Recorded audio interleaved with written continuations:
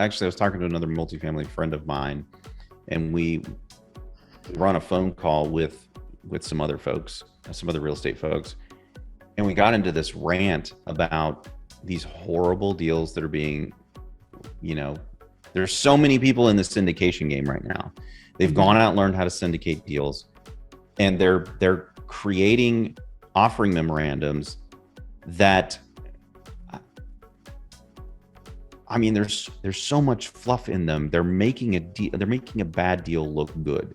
And let me give you another for instance about how this works, right? Or something that maybe you should look at. And really, if you're a syndicator and you're listening to this, like you should pay attention, because if you don't know this, you're going to hurt yourself and all of your investors if you don't understand how this works.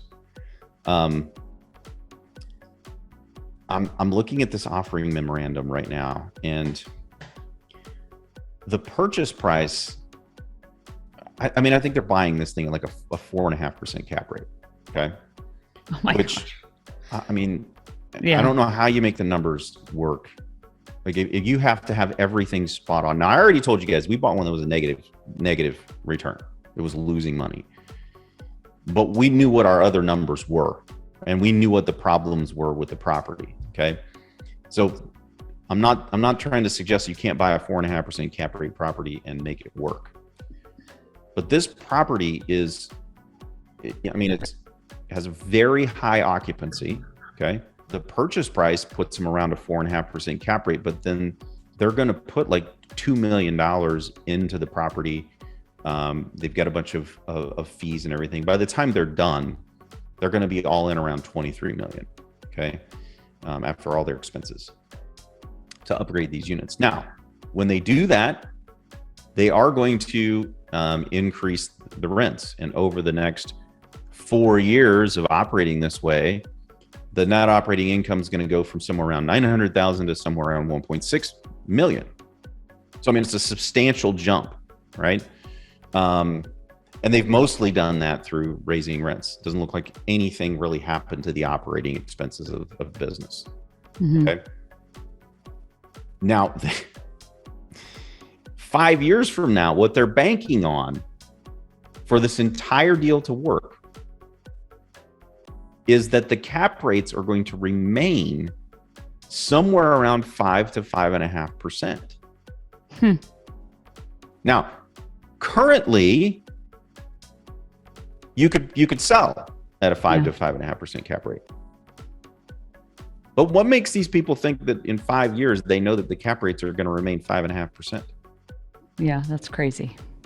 I mean, they're likely not going to go lower. So if it moves 1%, okay, it basically eliminates all of the gains that they've made in 5 years.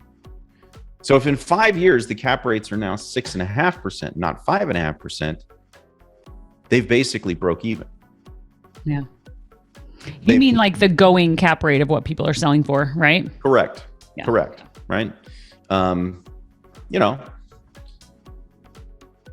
I think in the next like 1 or 2 years, we're probably not going to see a whole lot of movement in that, but it certainly could if interest rates go up.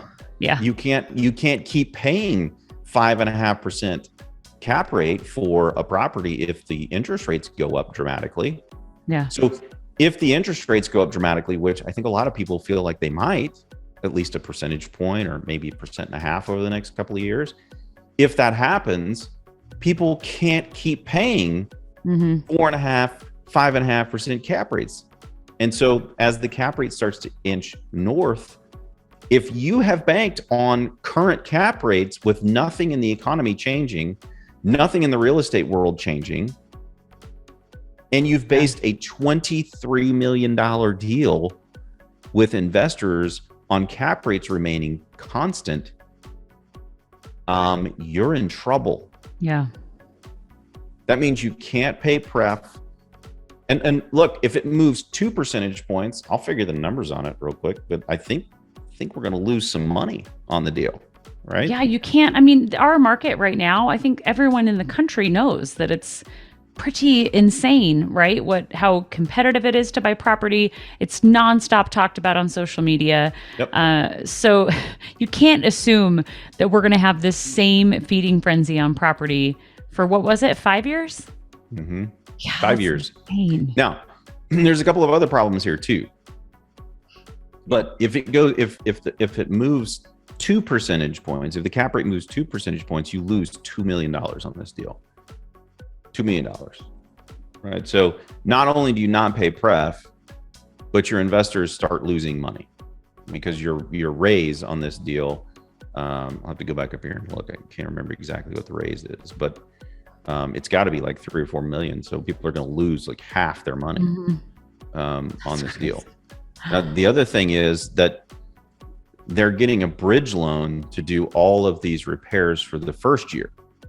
So in the first year, they're also banking on refinancing at 3.7%. Oh my gosh. Which,